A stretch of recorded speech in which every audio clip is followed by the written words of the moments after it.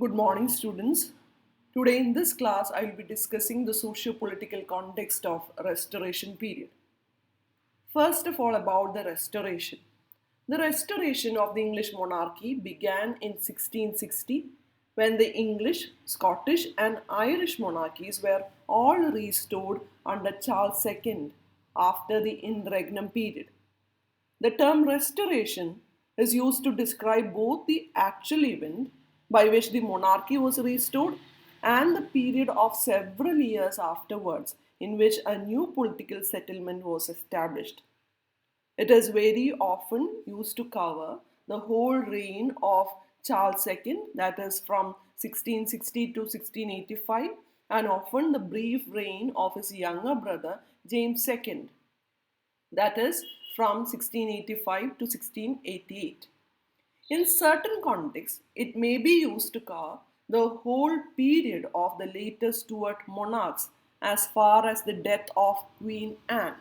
Queen Anne is the last Stuart monarch. So it may extend to the period of Queen Anne, and at times it extend to the period of Hanoverian rule, that is the accession of the Hanoverian George I in 1714. The coronation of Charles II in 1660 as he regained the throne was surely a sight to behold. Samuel Pepys recorded this event. Samuel Pepys, one of the famous diarists of this period, recorded this event in his diary. He described the crowd of around 10,000 people who watched the king with his scepter in his hand under a canopy borne up by 6 silver staves carried by barons of the Cinque Ports and the little bells at every end. This grand celebration signaled the beginning of a new era in England, that is, the Restoration. What you see in this period was mainly the reversal of the stringent Puritan morality. This is what historian Roger Baker says, that during this period, during Restoration and Charles' coronation, there was this reversal of the stringent Puritan morality as though the pendulum of England's morality swung from repression to license more or less overnight. Theatres reopened after having been closed during the protectorship of Oliver Cromwell. Puritanism started losing its momentum, and the body, indecent, restoration comedy became a recognizable genre. In addition to that, women were allowed to perform on stage for the first time. And in Scotland, episcopacy was reinstated. During this period, England became a lively society. England endured a lively period in which the glittering Stuart court of Charles II set the tone for upper class social and political life. Charles had actually spent much of his long exile in France, and upon his return, he tried to imitate or emulate the sophistication and splendor he had observed at the court of Louis XIV. And as a result, the lords and ladies of his court dressed in silks and lace, and they used these elaborate wigs and sparkling jewels. They held elegant balls and they came in groups to London's newly reopened theatres, where they proved their sophistication by attending comedies of manners, those plays that poked fun at the glamorous but artificial society of the royal court. And like Louis XIV, Charles was also a patron of the arts and science. He appointed John Dryden. John Dryden becomes England's first official poet laureate, and also Charles II chartered the scientific organization known as Royal Society. In addition, Charles also re established Anglicanism as England's state religion. Coming to the restoration politics, we understand that with the restoration, there came a realization that monarchs would have to share their authority with parliament, whose influence had increased substantially. And, and as an astute politician, Charles at first won widespread support in parliament. He weathered a series of disasters that included the Great Plague of 1665 and the Great Fire of London a year later. Soon, however, there was his old political rivalries resurfacing in two factions that became the nation's chief political parties, that is, Tories and the Whigs. The Whigs, who wanted to limit royal authority, included wealthy merchants, financiers, and some nobles. They favored leniency towards Protestant dissenters, and they wanted to curb French expansion in Europe and North America. While Tories were supporters of royal authority. They consisted mainly of landowning aristocrats and conservative Anglicans who had little tolerance for Protestant dissenters and no desire for war with France. So let us discuss the two major disasters of this period. In two successive years of the 17th century, London suffered two terrible disasters. One was Great Plague of London, the other one Great Fire of London. So, in the spring and summer of 1665, there was this outbreak of bubonic plague, which spread from parish to parish until thousands had died. And they had to dig huge pits to receive the dead bodies. Bubonic plague was also known as Black Death, and it was a ghastly disease. The plague spread to many parts of England, and 15% of the population perished due to this plague. A song about the plague is still sung by children. Ringa Ringa Roses, as you know, is a famous rhyme we study in our lower classes. So, that rhyme actually describes in great detail the symptoms of the plague and ends with all fall down. The last word, dead, is omitted today. And the people of London who had managed to survive this great plague in 1665 must have thought that the year 1666 will be better. But it was the worst. They had this great fire. The Great Fire of London started on Sunday, 2nd September 1666, in a baker's shop on Pudding Lane, belonging to Thomas Fariner. At first, few were concerned. Fires were such a common occurrence at that time. However, this fire moved quickly down Pudding Lane and carried on down Fishing Hill and towards the River Thames. It spread rapidly, helped by a strong wind from the east. And when it reached Thames, it hit all those warehouses which stocked combustible products, including oil. Fortunately, this fire didn't spread south of the river and it became under control by 5th September 1666. But London had to be almost totally reconstructed after that. It lost 13,200 houses, 87 parish churches, the Royal Exchange, Guildhall, and St. Paul's Cathedral, which was built during the Middle Ages. These were totally destroyed. So, these are the two major disasters which struck England during that time. After the period of Charles II, political conflict started increasing. He was succeeded in 1685 by his Catholic brother James, who was a tactless statesman. He was determined to restore Roman Catholicism as England's state religion. And as a result, Parliament forced James to abdicate his throne. In 1688, James' Protestant daughter, Mary, and her husband, the Dutch nobleman William of Orange, took the throne peacefully in what came to be known as the Glorious Revolution. It is a triumph of parliamentary rule over the divine rights of kings.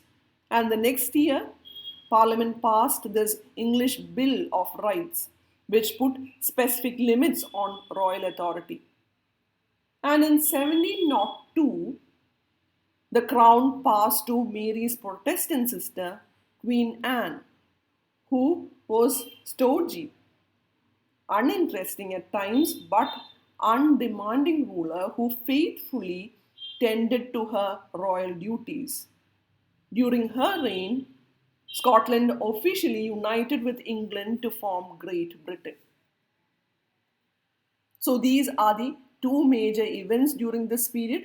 One is the Glorious Revolution of 1688 to 89, and the other one, as I said earlier, the English Bill of Rights. So the Glorious Revolution of 1688, it replaced the reigning king, James II, with the joint monarchy of his Protestant daughter Mary and her Dutch husband William of Orange. The events of this revolution were bloodless. That is why it is known as Glorious Revolution. And the revolution settlement established the supremacy of Parliament over the crown, setting Britain on the path towards constitutional monarchy and parliamentary democracy.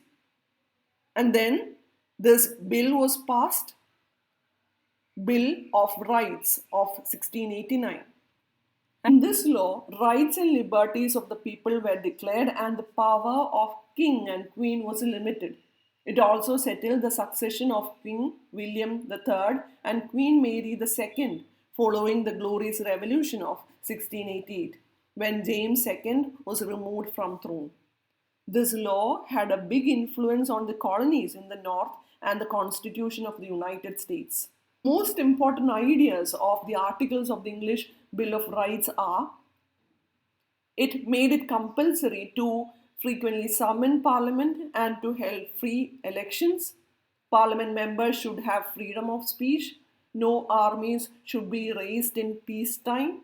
No tax could be levied without authority of Parliament or without the consent of Parliament. So these were the major articles of the English Bill of Rights. Now we come to the ideas of this age. So, after years of tumult and upheaval, England settled happily into a time of peace, order, and prosperity. And behind the facade of tradition, there was this radical new way of thinking, which was scientific, logical, enlightened, that would change the face of Britain. The monarchy had been restored, but in this era, reason ruled unchallenged. This age was known as the Age of Reason. The period including the late 1600s and the 1700s is called the Enlightenment or the Age of Reason, because it was then that people began to use scientific reasoning to understand the world. Earlier, most people had regarded natural events such as comets and eclipses as just warnings from God. The new scientific way of understanding the world suggested that by applying reason, people could know the natural causes of such events. The British scientist Sir Isaac Newton set the tone for the era in his major work, Mathematical Principles of Natural Philosophy, in which he laid out his newly formulated laws of gravity and motion and the methodology by which he arrived at his conclusions. Newton's scientific method, still employed today, consists of analyzing facts, developing a hypothesis, and testing that hypothesis with experimentation. So, that is the scientific method introduced by Isaac Newton. And Newton's findings were enormously important because they suggested that universe operated by logical principles that humans were capable of understanding. And inspired by Newton's example, scientists searched for these principles, making all kinds of discoveries along the way. Astronomers learned that stars were not fixed but moving, and that there is this Milky Way. which was an immense collection of stars. Chemists started isolating hydrogen, discovered carbon dioxide, converted hydrogen and oxygen into water. Botanists and zoologists categorized literally millions of individual plants and animals. And in agriculture, breeding was improved. And also the methods of cultivating and harvesting crops were also improved. So the discoveries of Newton thrilled not only scientists but also philosophers. If nature operated by simple, orderly laws that could be worked out by logic, these philosophers asked these questions: why not human nature as well? Why couldn't scientific methods be used to predict economic trends, to figure out what form of government was best? And here we come to know this great philosopher John Locke. Believing that reasonable people could create a perfect society, philosophers such as John Locke encouraged people to use their intelligence to rid themselves of unjust authorities. He rejected this divine right of kings. He provided a logical justification for the glorious revolution by asserting the right of citizens to revolt against an unfair government. So, this is what John Locke says: where law ends, tyranny begins. So, these are the words of John Locke. And coming to the social conditions of this period, the spirit of enlightenment led to many improvements in living conditions. Early in the century, for instance, a writer, Lady Mary Wortley Montagu, wife of a British ambassador, brought back from Turkey the idea of inoculation. And by the end of the 1700s, scientist Edward Jenner had developed an effective smallpox vaccination. And many British citizens lived well during the 18th century. Wealthy aristocrats built lavish country estates surrounded by beautifully tended lawns and gardens. When Parliament was in session, members relocated to their London townhouses on the spacious new streets. And writers, artists, politicians, and other members of society gathered daily in London's coffee houses to exchange ideas, conduct business, and gossip. Educated women sometimes held these private gatherings where they participated in nation's intellectual life. However, it should also be noted that as the period drew to a close, we had this industrial revolution, and one writer noted that no society can be flourishing and happy of which the far greater part of the members are poor and miserable. So there is this other side too. So here we end the lecture on restoration period. Hope it is clear. Thank you. Have a nice day.